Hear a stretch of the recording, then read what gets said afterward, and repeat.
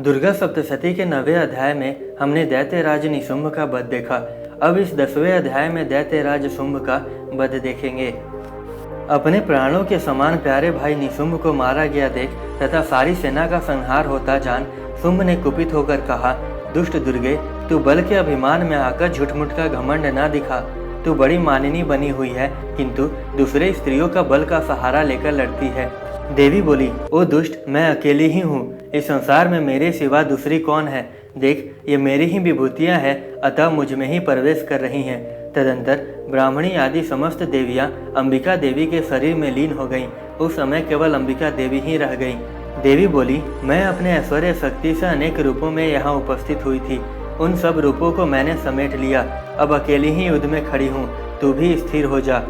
तदंतर देवी और शुंभ दोनों में सब देवताओं तथा दानवों के देखते देखते भयंकर युद्ध छिड़ गया। बाणों की वर्षा और तीखे शस्त्रों एवं अस्त्रों के प्रहार के कारण उन दोनों का युद्ध सब लोगों के लिए बड़ा भयानक प्रतीत हुआ।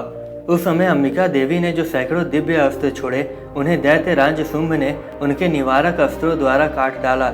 इसी प्रकार शुंभ ने भी जो दिव्य अस्त्र चलाए, उन्हें परमेश्वरी ने भयंकर हुंकार शब्द के उच्चारण आदि द्वारा खिलवाड़ में ही नष्ट कर डाला।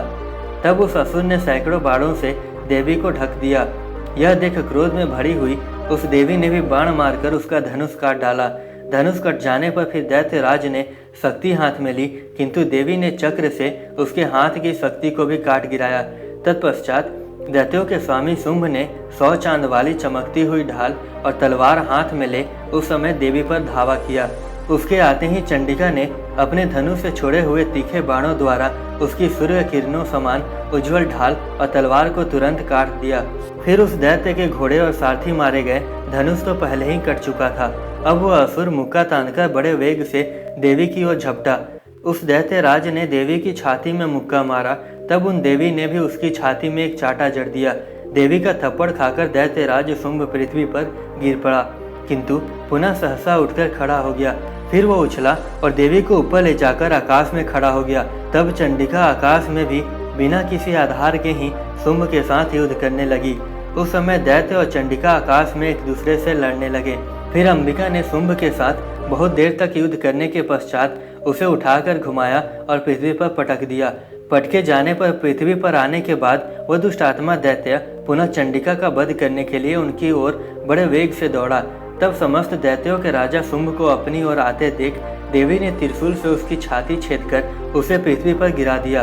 देवी के शूल की धार से घायल होने पर उसके प्राण पखेरु उड़ गए और वह समुद्रों, द्वीपों तथा पर्वतों सहित समूची पृथ्वी को कपाता हुआ भूमि पर गिर पड़ा।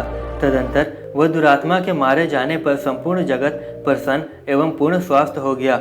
आकाश स्वच्छ दिखने लगा, नदियां भी ठीक मार्ग से बहने लगीं। इस प्रकार शुंभ निशुंभ की कथा, जो दुर्गा सप्तशती के 5वें अध्याय से शुरू हुई थी, 10वें अध्याय पर आकर खत्म होती है। धन्यवाद।